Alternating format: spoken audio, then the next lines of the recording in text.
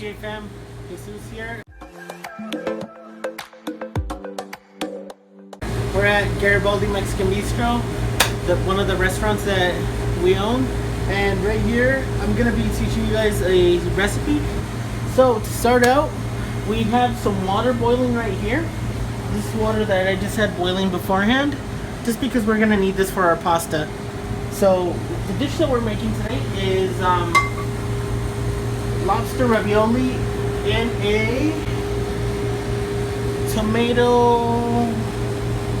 a buttered tomato sauce, pretty much.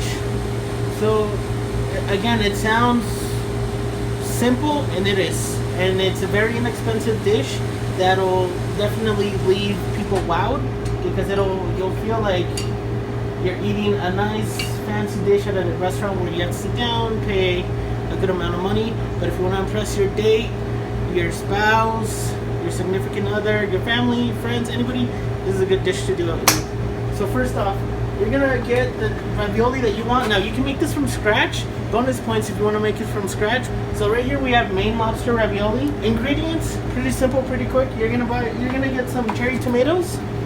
For one serving, you want to do about 4. Now I'm gonna show you a recipe for just one.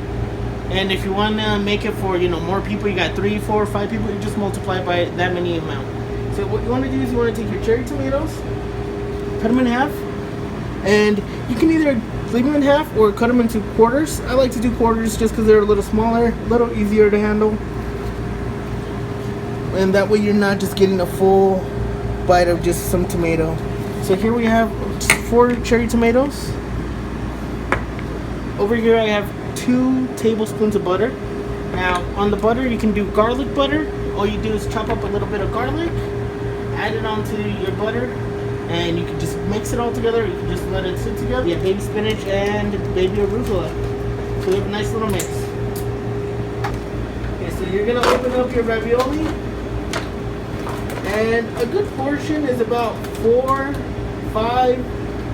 Take your ravioli and you put it in your boiling water. Now that you got that in the water, you're just gonna wait about 4 minutes. Now you're gonna get a skillet and turn it on, your flame onto medium-low. Get it nice, you want that to get nice and warm. You're gonna take your butter. Butter goes in. This way you have 2 things going at once, but again, it's a super simple dish. Really important thing is you don't want to brown your butter, because this is a dish you don't really want to have brown butter on. You just want it to be clear. I'm gonna come over here. I took this off the flame because I already had it on, and like I said, we don't want brown butter. We throw it in there. Throw in our tomatoes, and you can hear that sizzle. You can hear that already starting to cook. And that's honestly what you want. And as you can see over here, the ravioli is actually already almost ready. We're gonna leave that in the boiling water for a little bit longer while our tomato gets over here. Literally about a minute on the tomato by itself, because you don't want it to cook down too much, because you don't want mushy tomatoes. You still want some crisp, a little bit of not necessarily a crunch, but a firmness to it. Now this looks like a lot of spinach and arugula, but the thing is, this tends to cook down and reduce really quickly. Now if you can't saute items, don't be scared. Grab some tongs or a rubber spatula, or just anything that'll be. As you can see over here, everything's already starting to get pretty reduced. The spinach and the arugula are starting to reduce.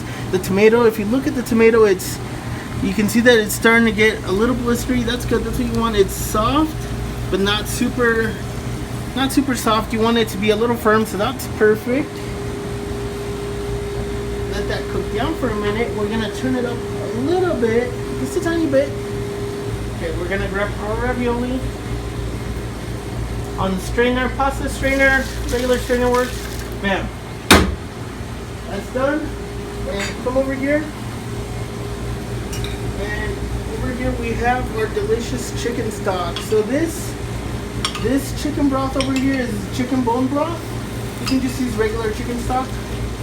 It's up to you. You want to add about 6 ounces. So if you look over here now, your spinach and your arugula is nice and reduced. The sauce is starting to get a little thick, not too thick though.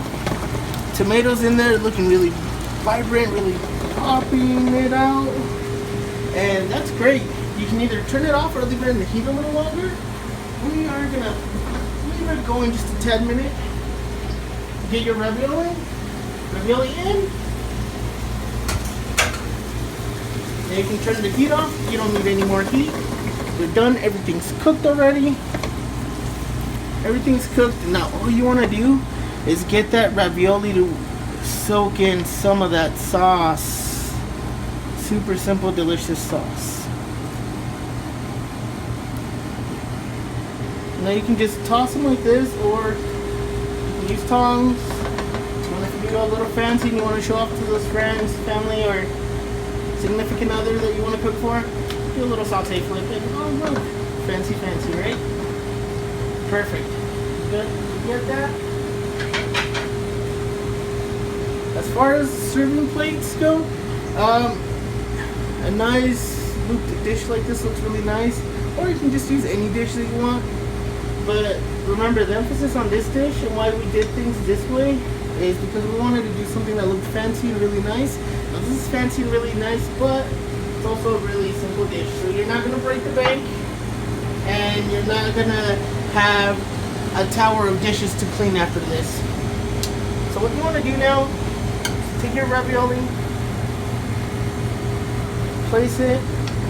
Now remember, we only used 4 raviolis, but you can use 5, 6, however many you want. Just place them like that in the middle.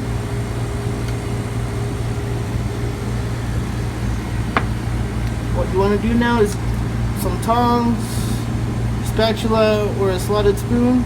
Take some of those veggies, put them right on top.